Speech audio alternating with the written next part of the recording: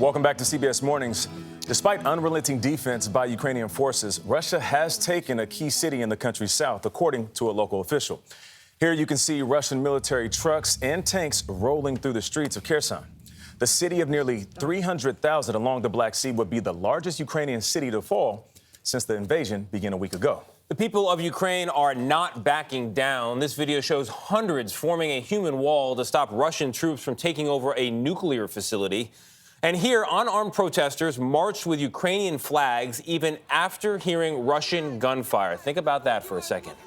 Senator Lindsey says Russian President Vladimir Putin should be investigated for war crimes, and he is urging the Senate to pass a resolution supporting an international criminal court investigation into Putin and his regime's, quote, war crimes against humanity and war crimes against the people of Ukraine and others, close quote.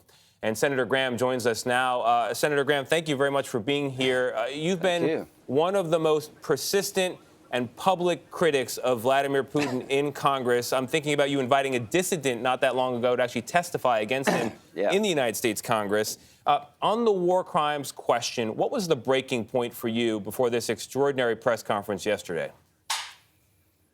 When they started using banned munitions like cluster bombs, vacuum bombs, everything he's doing is illegal under the law of war. And the International Criminal Court during the Balkans conflict really came about in the 90s, and we had 161 people from privates to prime ministers prosecuted for war crimes. There is no rule of law in Russia to hold Putin accountable, so this international tribunal is the right way to go. I talked to the British yesterday, and we're going to come up with a plan to start identifying Russian units and give the world the names of the commanders of the people who are doing this. So I want a multiple front approach when it comes to Putin and those who are carrying out this war. Economic sanctions, aid to the Ukrainians so they can fight back.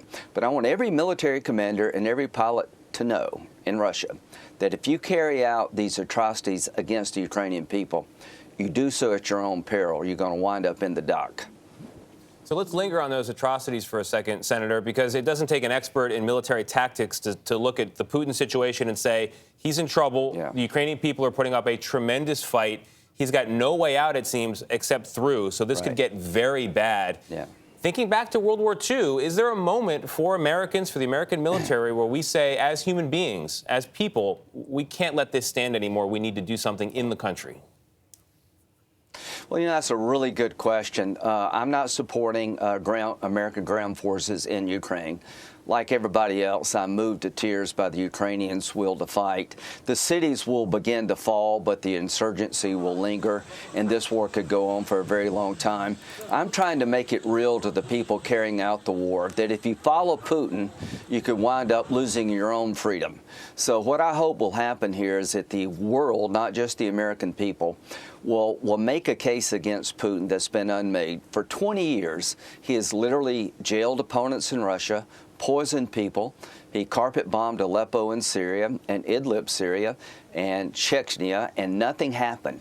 Enough is enough. China is watching. I want the Chinese to know that if you go down this road with Taiwan, you may wind up not only being sanctioned, but going to jail one day. It is shocking, Senator, to watch this in real time right before our eyes. Like you, everybody is moved to tears by what we're seeing in Ukraine. But you've said this. If Putin gets away with this, the U.S. will pay a very heavy price.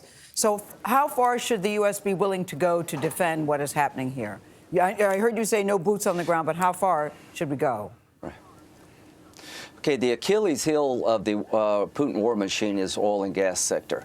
The Biden administration is coming around to the idea of sanctioning Russian oil and gas. It's about 40% of the income of Russia comes from Russian oil and gas.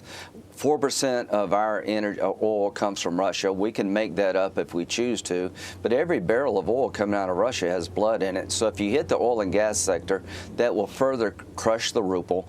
But this front about legal liability, trust me, the people carrying out this war need to understand that they're exposed as individuals. So the one thing we could do that we're not doing is going after the oil and gas sector. And the other thing is elevate the determination of the world to hold these people accountable for committing war crimes. So, Senator, when it comes to the oil and gas question, and it's a good one, it presumes that President Putin continues to be a rational actor, that he is not a crazy person, that he will back down if he is threatened financially or his economy is threatened. You've been watching him for a long time. Do you still believe, and not everyone does, that he is a rational player on the world stage?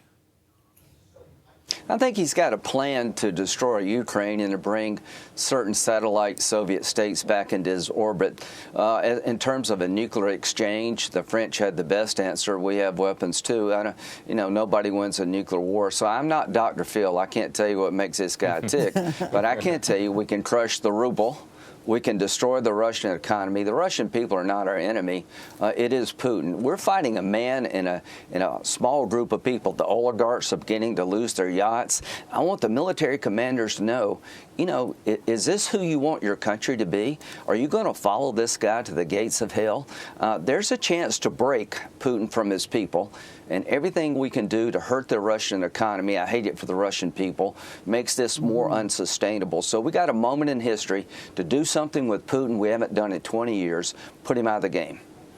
Senator, I won't ask you to be Dr. Phil, but I will ask you to predict something for me. You have warned that if Ukraine is successful in standing their ground, that Putin will, your words, go scorched earth. What does that look like? Do you believe that he will go beyond Ukraine?